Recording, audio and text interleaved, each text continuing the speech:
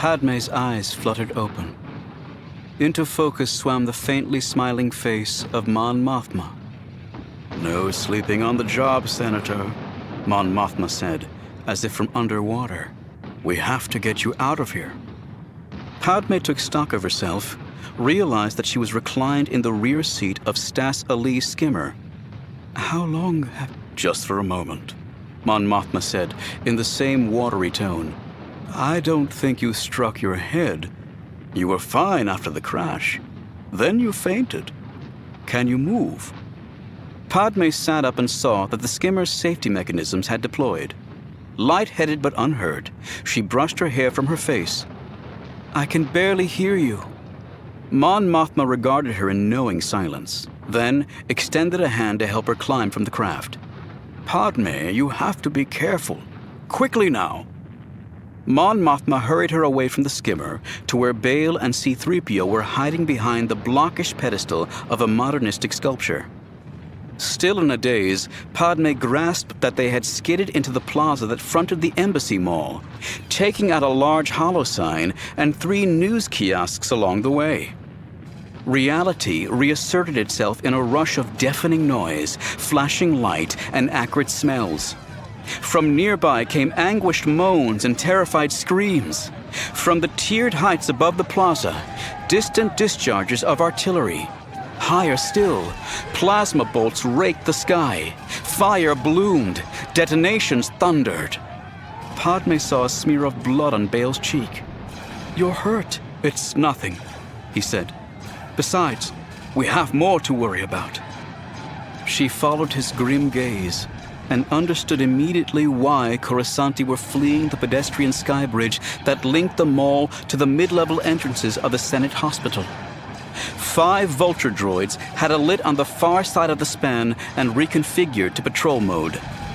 Republic Lats had dropped from the Senate Plaza to engage the 3.5-meter-tall droids, but were maintaining a wary distance just now. Pilots and gunners clearly worried about adding energy weapons or EMP missiles to the chaos. Caught in the crossfire, pedestrians had raced across the sky bridge, hoping to find sanctuary in the embassy mall, but thick security grates had been lowered over the entrances, leaving crowds of Coruscanti to scramble for whatever cover could be found. "Palpatine will never live this down," Mon Mothma was saying, "committing so many of our ships and troopers to the Outer Rim sieges. As if this war he is so intent on winning could never come to Coruscant." "They're coming." Bail aimed a finger across the plaza. "They're coming across the bridge." From somewhere in the Vulture's droid brains had come a revelation that the pedestrian skyway offered a better vantage for targeting buildings and craft to both sides of the kilometer-deep canyon. More important, the gunships were even less likely to fire on them there. Bail looked at Padme and Mon Mothma. "We have to keep those droids on the far side of the bridge so the gunships can take them out." Mon Mothma glanced at an overturned military craft. "I see a way to try." The craft sat scarcely 50 meters from the base of the sculpture. Without further word, the 3 of them hurried for it. The 3 humans returned momentarily, carrying 3 blaster rifles. "Not much power left," Bail said, checking one of them. "Yours?" "Low on blaster gas," Padme said. Mon Mothma ejected the power pack from hers. "Empty." Bail nodded glumly. "We'll have to make do."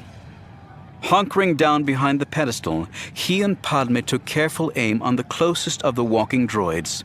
By then, 3 had started onto the skyway, firing at random. "Be prepared to move as soon as we fire," Bail said. He indicated one of the kiosks that had survived the crashes of both speeders. "There's our first cover." Padme centered the lead droid in the blaster's targeting reticle and squeezed the trigger. Her initial bursts did little more than catch the droid's attention, but subsequent bolts from both blasters started to score hits on vital components. The droid actually retreated a couple of steps toward Hospital Plaza, only to launch a trio of torpedoes straight across the skyway. Padme and company were already in motion. One torpedo hit the pedestal, blowing it and the sculpture to fragments. A second slagged what was left of Stas Ali's skimmer. The third detonated against the lowered security grate. Converging beams of brilliant light streaked from the fire dishes of the LAT's wing and armature-mounted ball turrets, and staccato bursts erupted from the forward guns. 2 droids exploded.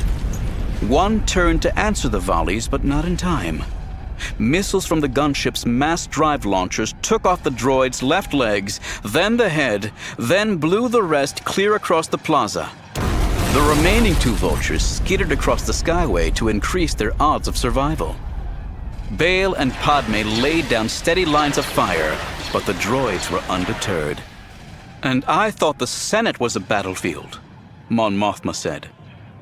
The sight of smoke curling from holes in the lead droid's fuselage seemed to invigorate the one behind. Driving Padme and the others in search of new cover with a single torpedo, the droid scurried forward, edging around its stricken comrade and stepping brazenly into the mall plaza, red sensors gleaming. A gunship made a quick pass but couldn't find a clear field of fire. "I'm out," Bail said, dropping his rifle. Padme checked her weapons display screen. "Same." C-3PO shook his head. "How will I ever explain this to R2-D2?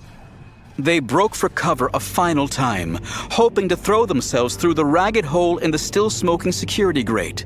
But the droid hurried to intercept them. Then, in seeming sadistic delight, began to back the 4 of them against the wall of the Nikandra building.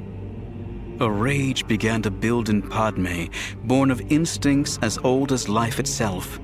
She was on the verge of hurling herself against the towering machine, ripping the sensors from its teardrop-shaped head, when the droid came to a sudden halt, obviously in reception of some remote communication.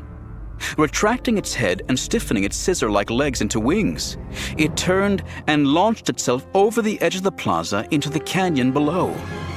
The droid on the skyway did the same, even with 2 gunships in close pursuit. Padme was first to reach the skyway railing. Far below, the Senate District Maglev was racing south toward the sky tunnel that would take it through the kilometer-wide Hiorim complex and on into the wealthy Sock District.